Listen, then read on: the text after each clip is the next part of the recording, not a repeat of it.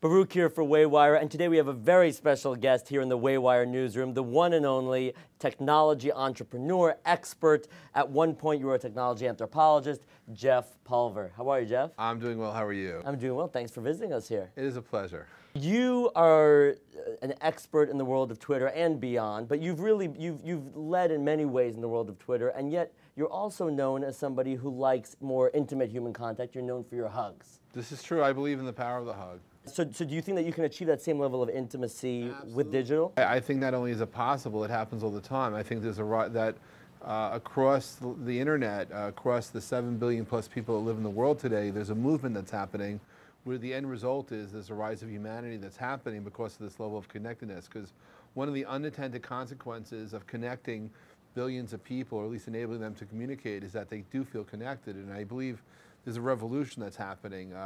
And if you look in history in terms of other types of human revolutions which brought us communism and fascism and Marxism and every other ism, there's a pure internet. It's not a Twitterism, it's not a Facebookism, but there's something that's happening which is rising the voice of the people, because never before have we had a chance for so many millions of people to have their voices amplified. And the randomness which they're amplifying is touching and crossing so many other people's lives that at the end of the day, every voice matters. Everyone matters, and for the first time ever, someone can actually say something in one part of the world and can be echoed someplace else, and that has the absolute effect of bringing us closer. If you do a survey in your office here in the past year, if any of their friends have heard or either a tweet or a Facebook status update where based on what someone said, they actually took action, you'll be surprised. Somewhere between 10 to 20% of the people have taken action based on what someone said. Beyond the social web, you've brought people together physically through your conference. Tell me how that's evolved to go beyond the world of Twitter. I've always looked at the effects of the social web and how it affects the way we communicate, whether we're texting more, calling less, or calling more, texting. It doesn't matter so much, but for me, it's about people bringing them together and helping them discover stuff. And what's amazing about this whole process, and in the conferences that I've done, is there's a serendipity that just happens, and that you're sitting next to someone you have nothing in common with, but you're both there. The chance to connect with people where you have nothing in common, but you're living and you're connecting, that's what seems to be invaluable at times. I've been looking at this for a very long time. I actually have a new startup, which I have not formally announced yet. Do you want to break it right here, right now on Waywire? Well, the name of the startup is called 3 Rings. It started out 2 years ago trying to look at what happened after the third time the phone rang. And based on the popularity of Call Me Maybe, I'm assuming some people still make phone calls. At least maybe they do. At least I hope they do.